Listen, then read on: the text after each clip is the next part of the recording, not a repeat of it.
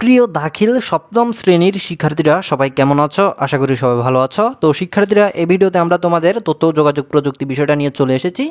তো এই ভিডিওতে আমরা তোমাদের এটি সম্পূর্ণ বিস্তারিত উত্তর সহ দেখিয়ে দিব। আর শিক্ষার্থীরা, তোমরা প্রথমে এটা বলো, তোমাদের এর আগের ভিডিওতে আমরা যে সাজেশনটা দিয়েছিলাম, যে বিষয়ে সাজেশনটা দিয়েছিলাম, সেটি কি তোমাদের 100% কমন এসেছিল? সেটা অবশ্যই আমাকে কমেন্ট করে জানাও। তো আমি জানি তোমাদের ইনশাআল্লাহ সেটি 100% কমন চলে এসেছে।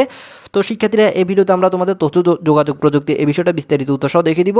আর তোমরা যারা এরকম তোমাদের সকল বিষয় পেতে চাও, বাকি যে বিষয়গুলো রয়েছে সকল বিষয় এরকম করে পেতে চাও, এবং তোমাদের বার্ষিক পরীক্ষার বিষয়গুলো তোমরা যারা এরকম করে পেতে চাও, তাহলে তোমাদের কি করতে হবে? তাহলে তোমাদের অবশ্যই তোমরা এখন বর্তমানে যে ভিডিওটা দেখতেছো, ওই ভিডিওটার তোমরা নিজ বরাবর একটু খেয়াল করো। এখানে তোমরা দেখতে পাচ্ছ সাবস্ক্রাইব লেখা একটা কালো বাটন, তোমরা নিশ্চয়ই দেখতে পাচ্ছ। তো তোমাদের কাজ হলো জাস্ট এই সাবস্ক্রাইব লেখা বাটনটিতে একটা ক্লিক করা, ক্লিক করে এই ইউটিউব চ্যানেলটি এরকম করে সাবস্ক্রাইব করে দেওয়া।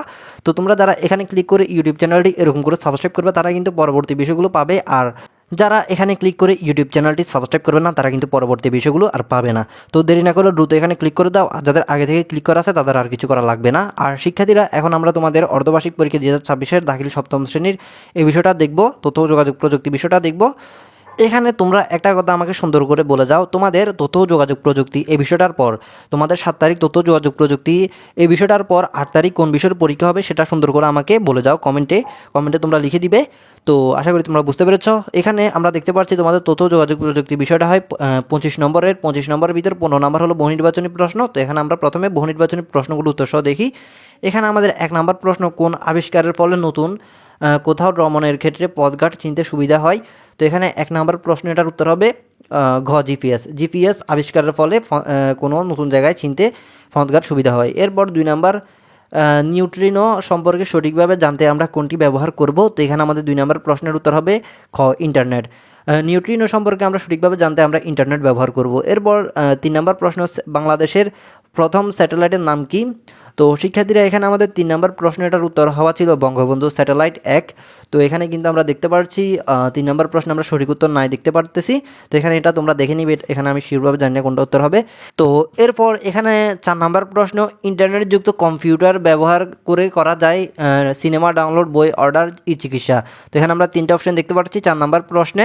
এখানে আমাদের 4 নম্বর প্রশ্নটার উত্তর হবে গ। এখানে 1, 2, 3 তিনোটাই হবে সঠিক উত্তর। আশা করি তোমরা বুঝতে পেরেছো। তো শিক্ষার্থীরা, এরপর এখানে আমাদের 5 নম্বর প্রশ্ন, ভিডিও শেয়ারিং এর জন্য কোন সাইটটি সবচেয়ে জনপ্রিয়? তো এটার উত্তর হবে ক, ইউটিউব। ভিডিও শেয়ারিং এর জন্য সবচেয়ে জনপ্রিয় সাইট হলো ইউটিউব। আশা করি বুঝতে পেরেছ।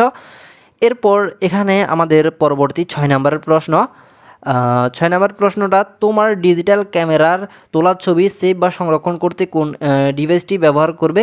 তো এখানে 6 নম্বর প্রশ্নটার উত্তর হবে গ, হার্ড ডিস্ক।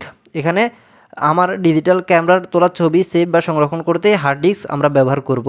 এরপর আমাদের 7 নম্বর প্রশ্ন, প্রসেসরকে কম্পিউটারের মস্তিষ্ক বলা যায় কারণ এটি মাদারবোর্ডের সাথে সংযুক্ত থাকে। প্রসেসর কম্পিউটার সকল কাজের নির্দেশনা দেয়, এর মাধ্যমে তথ্যের প্রক্রিয়াকরণ সম্পূর্ণ হয়। তো এখানে আমরা 7 নম্বর প্রশ্নে 3টা অপশন দেখতে পাচ্ছি, এখানে সঠিক উত্তর হবে গ, অর্থাৎ এখানে 1, 2, 3 তিনোটা হবে সঠিক উত্তর। এরপর 8 নম্বর প্রশ্ন, কম্পিউটারে বহুল ব্যবহৃত ইনপুট যন্ত্র কি? তো এখানে 8 নম্বর প্রশ্ন, এটার উত্তর হবে এখানে আমাদের ক, কিবোর্ড। কম্পিউটারে বহুল ব্যবহৃত ইনপুট যন্ত্র হলো কিবোর্ড। আশা করি বুঝতে পেরেছ। এরপর এখানে আমাদের 9 নম্বর প্রশ্ন, মেমোরির ধারণ ক্ষমতার একক কোনটি? তো এখানে এটার উত্তর হবে খ, BYTE, বাইট। মেমোরির ধারণ ক্ষমতার একক হলো বাইট। এরপর এখানে আমাদের বলা হয়েছে নিচের চিত্রটি লক্ষ্য করো এবং 10 ও 11 নং প্রশ্নের উত্তর দাও। তো এখানে আমরা চিত্রটা দেখতে পাচ্ছি।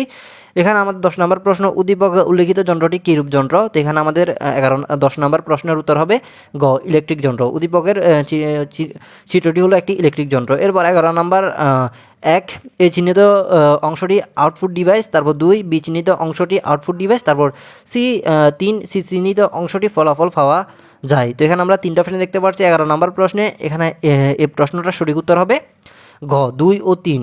বি চিহ্নিত অংশটি আউটপুট ডিভাইস এবং সি চিহ্নিত অংশটিতে ফলাফল পাওয়া যায়। তো 11 নম্বর প্রশ্নের উত্তর হবে গ, 2 ও 3। আশা করি তোমরা বুঝতে পেরেছ। তো শিক্ষার্থীরা, এরপর এখানে আমাদের 12 নম্বর প্রশ্নে যাই আমরা।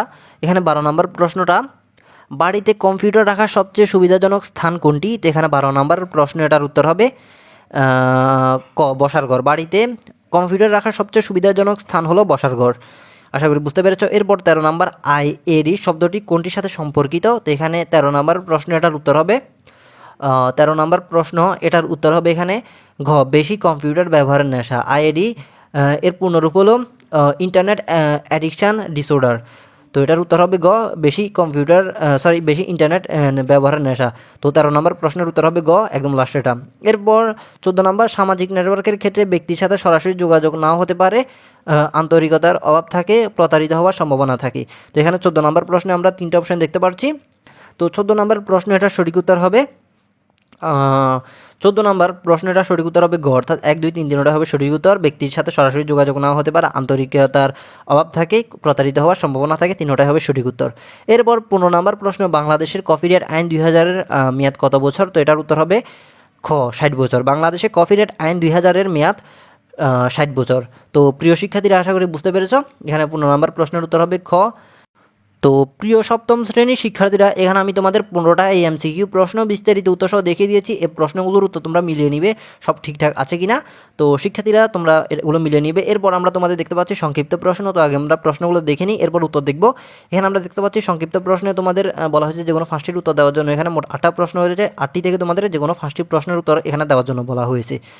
তো শিক্ষার্থীরা, এখানে আমাদের 1 নম্বর প্রশ্ন, অনলাইন ব্যাংকিং কি? অনলাইন ব্যাংকিংয়ের একটি সুবিধা লেখো। তারপর 2 নম্বর, ই ক্লাসরুম কি? তারপর 3 নম্বর, জিপিএস ব্যবহারের সুবিধা কি বুঝিয়ে লেখো। তারপর 4 নম্বর, প্রসেসরকে সবচেয়ে গুরুত্বপূর্ণ অংশ বলা হয় কেন? তারপর 5 নম্বর, কিবোর্ড এবং মাউসের মধ্যে প্রধান দুটি পার্থক্য লিখো। তারপর 6 নম্বর, টাচ স্ক্রিনকে কেন ইনপুট ও আউটপুট ডিভাইস বলা হয়?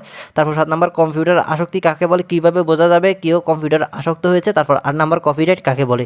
তো শিক্ষার্থীরা, এখানে 8টা প্রশ্ন দেখলাম। এই 8টি থেকে তোমাদের যে কোনো 5টার উত্তর দেওয়ার জন্য বলা হয়েছে। তো আমরা এখানে তোমাদের 8টি প্রশ্নের উত্তরে দেখাই দিই। এই 8টা থেকে তোমাদের যে 5টা সহজ লাগে সেই 5টা তোমরা পরীক্ষার খাতায় লিখে দিলে হবে। তো এই 5টা এখানে এখন আমরা তোমাদের এই 8টা প্রশ্নের উত্তরও দেখি। তো এখান থেকে তোমরা 5টা মুখস্থ করে নিবে, তোমাদের যে 5টা সহজ লাগে। এখানে আমাদের 1 নম্বর প্রশ্ন, অনলাইন ব্যাংকিং কি? অনলাইন ব্যাংকিংয়ে একটি সুবিধা লেখো। এখানে আমরা দেখতে পাচ্ছি অনলাইন ব্যাংকিং। অনলাইন ব্যাংকিং হলো ইন্টারনেট এবং তথ্য প্রযুক্তি নেটওয়ার্কের ব্যবহার করে ব্যাংকের মূল শাখায় না গিয়ে যে কোনো স্থান থেকে যে কোনো সময় ব্যাংকিং সুবিধা গ্রহণ করার আধুনিক ব্যবস্থাই হলো অনলাইন ব্যাংকিং।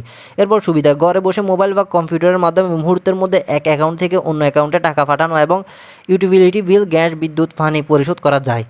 তো এটা হলো সুবিধা। তো এটা হলো 1 নম্বর প্রশ্নের উত্তর, এটার জন্য তোমরা 2 নম্বর পেয়ে যাচ্ছ।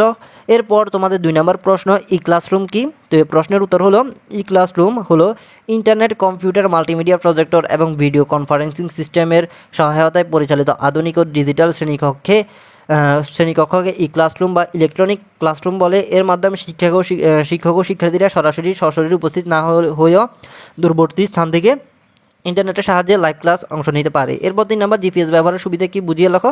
তো এখানে আমরা দেখতে পাচ্ছি জিপিএস ব্যবহারের সুবিধা। এর উত্তর হলো, জিপিএস হলো গ্লোবাল পজিশনিং সিস্টেম। এটি হলো কৃত্রিম উপগ্রহ বা স্যাটেলাইট ভিত্তিক একটি যোগাযোগ ব্যবস্থা। এর প্রধান সুবিধা হলো এটি পৃথিবীর যে কোনো স্থানের ভৌগোলিক অবস্থান নিখুঁতভাবে শনাক্ত করতে পারে। এর সাহায্যে কোনো অপরিচিত জায়গায় ভ্রমণের সময় পথ না হারিয়ে খুব সহজে সঠিক রাস্তা চিনে গন্তব্যে পৌঁছানো যায়। বর্তমানে স্মার্টফোন এবং গাড়িতে জিপিএস ম্যাপ ব্যবহার করে যাতায়াতের ব্যবস্থা অত্যন্ত সহজ ও নিরাপদ হয়েছে।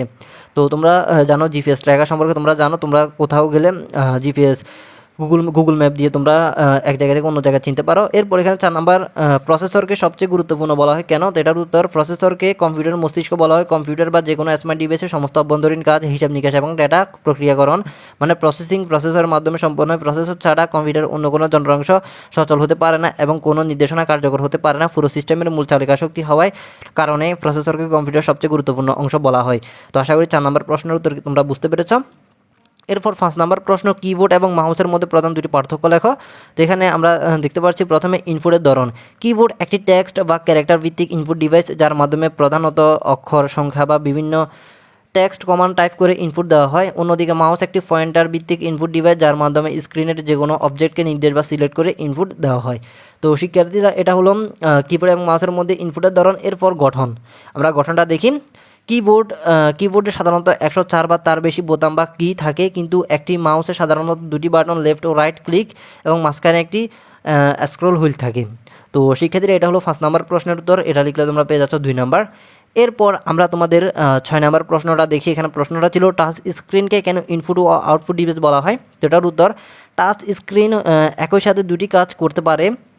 আমরা যখন টাচ স্ক্রিনের উপর আঙুল দিয়ে স্পর্শ বা চাপ দিই তখন এটি ইনপুট ডিভাইস হিসেবে কম্পিউটারের তথ্য বা নির্দেশ পাঠায়।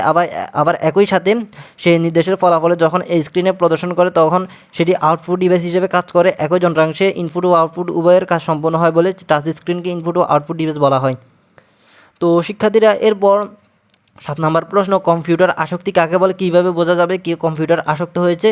তো এখানে আমরা দেখতে পাচ্ছি কম্পিউটার আসক্তি কোনো ব্যক্তি যখন তার সাধারণ কাজকর্ম, পড়াশোনা বা সামাজিক দায়িত্ব বাদ দিয়ে অত্যন্ত অপ্রয়োজনীয়ভাবে একটানা দীর্ঘ সময় কম্পিউটার গেম খেলা বা ইন্টারনেট ব্যবহারে মগ্ন থাকে এবং এটি ছাড়া থাকতে পারে না, তখন তাকে কম্পিউটার আসক্তি বলে।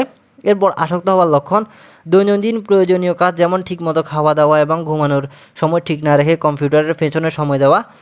তারপর কম্পিউটার থেকে দূরে সরিয়ে রাখলে মেজাজ খিটখিটে হওয়া, পড়াশোনায় মনোযোগ সম্পূর্ণ হারিয়ে ফেলা এবং বাস্তব জীবনের বন্ধুদের চেয়ে ভার্চুয়াল জগৎকে বেশি প্রাধান্য দেওয়া। তো এটা হলো আসক্তির হল লক্ষণ। এরপর শিক্ষার্থীরা এখানে আমাদের 8 নম্বর প্রশ্নটা ছিল কপিরাইট কাকে বলা হতো। এটার উত্তর, কপিরাইট হলো কোনো লেখক, শিল্পী, প্রোগ্রামার বা সৃজনশীল কাজের স্রষ্টা কর্তৃক তৈরি করা শিল্পকর্ম, সাহিত্য, ডিজাইন বা সফটওয়্যারের উপর আইনিভাবে যে একচ্ছত্র অধিকার বা মেধাস্বত্ব দেওয়া হয় তাকে কপিরাইট বলে।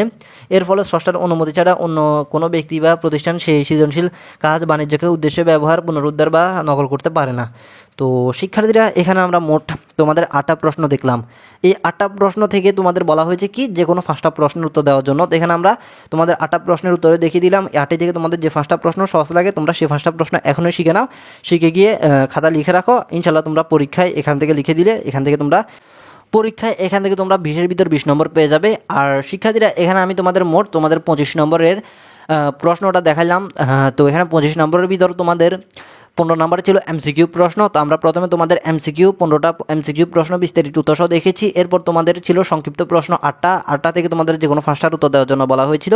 তো এখানে আমরা তোমাদের 8টা প্রশ্নের উত্তরও দেখে দিলাম। তো এখান থেকে তোমাদের যে 5টা সহজ লাগে সেই 5টা তোমরা শিখে যাবে।